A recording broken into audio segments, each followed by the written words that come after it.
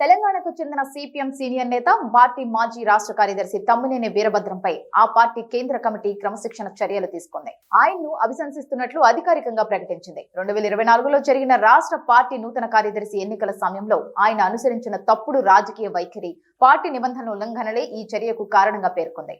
రాష్ట్ర కార్యదర్శి ఎన్నికల సమయంలో ప్రజాస్వామ్యయుత చర్చకు బదులుగా లాబియింగ్, ప్రలోభాలు, అస్తిత్వవాద రాజకీయాలు నడిచాయని కేంద్ర కమిటీ తీవ్రంగా ఆక్షేపించింది.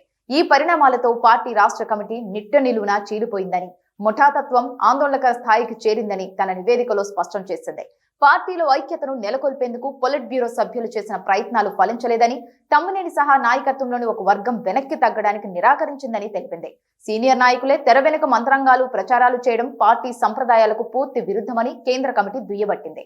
ఈ పరిణామాలపై తమ్మినేని వీరభద్రంతో పాటు రాష్ట్ర కమిటీ సభ్యులు స్కైలాబ్ బాబు ప్రసాదుల నుంచి వివరణ కోరినట్లు వెల్లడించింది. అయితే వారు సమర్పించిన వివరణలు అసమగ్రంగా ఉండటంతో పాటు వాటిలో ఆత్మ విమర్శ లోపించిందని తీవ్ర అసంతృప్తి వ్యక్తం చేసింది.